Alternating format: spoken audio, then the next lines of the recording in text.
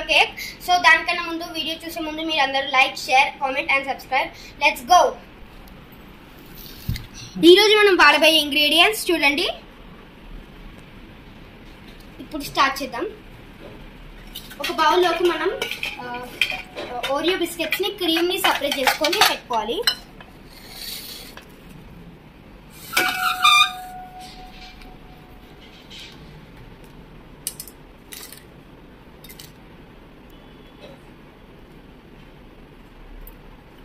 ఇప్పుడు ఇలా మనం క్రీమ్ ని ఇంకా బిస్కెట్స్ ని సెపరేట్ చేసుకున్నాం. ఇప్పుడు బిస్కెట్స్ ని మనం పౌడర్ పెట్టుకోవాలి. ఇప్పుడు ఈ పౌడర్ పెట్టుకున్న మిక్సీ ఓరియో పౌడర్ ని ఒక బౌల్ లోకి వేసుకోవాలి.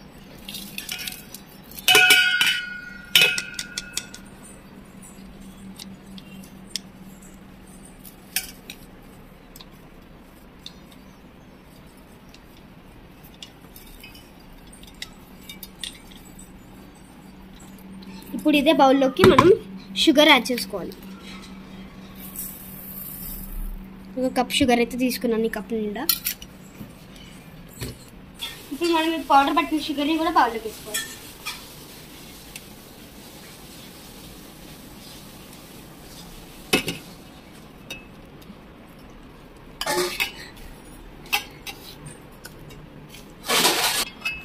ఇప్పుడు దీన్ని మిక్స్ చేశారు కదా, ఇప్పుడు ఇందులోకి పాలు పోసుకోవాలి.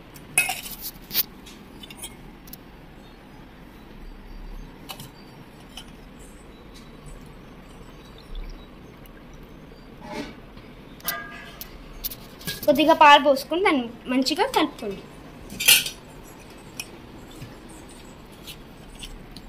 ఇట్లా మంచిగా లోపలికి మొత్తం కలిసేటట్టు గడ్డ కట్టకుండా.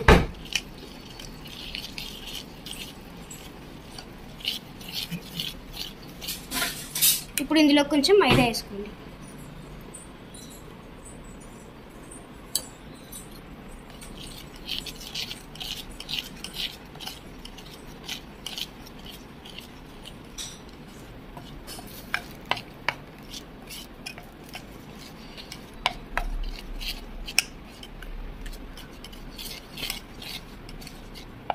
బాగా కలుపుకోండి, గడ్డ కట్టకుండా.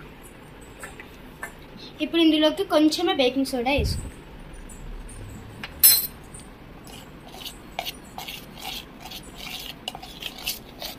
ఇప్పుడు ఇందులోకి బేకింగ్ పౌడర్ వేసుకోండి.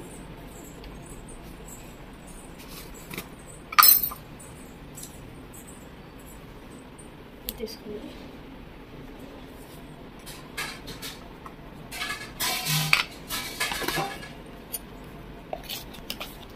ఇప్పుడు ఇందులోకి కోకో పౌడర్ వేసుకోండి.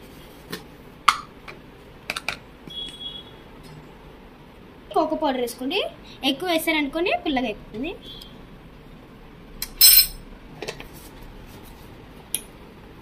ఇప్పుడు ఇందులోకి వెనిలా ఎసెన్స్ వేసుకోండి, స్మెల్ కోసమే. ఓన్లీ ఒక 3 డ్రాప్స్ వేసుకోండి.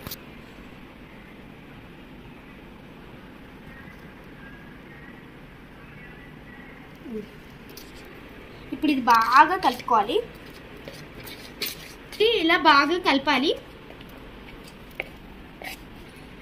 ఇప్పుడు ఈ క్రీమ్ అనేది మనకి ఇలా రావాలి సాఫ్ట్గా. ఇప్పుడు ఈ క్రీమ్ని మనం ఇందులోకి ట్రాన్స్ఫర్ చేసుకున్నాం. ట్రాన్స్ఫర్ చేసుకునే ముందు ఈ బౌల్కి బటర్ పోయడం మాత్రం మర్చిపోకండి. ఇప్పుడు మనం బటర్ అప్లై చేసుకున్న తర్వాత మాడిపోకుండా గోధుమ పిండి అయితే ఇట్లా పోసుకోవాలి బటర్ మీద. ఇప్పుడు ఈ చాక్లెట్ని క్రీమ్ని ఇందులోకి వేసుకోవాలి.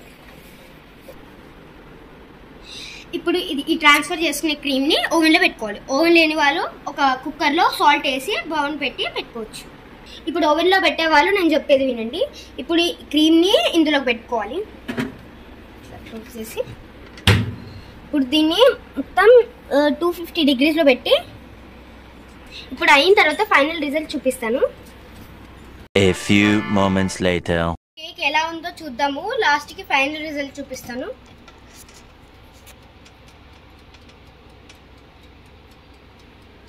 ఇలానైతే అయిపోయింది. ఇది ఫైనల్ రిజల్ట్. Bye bye.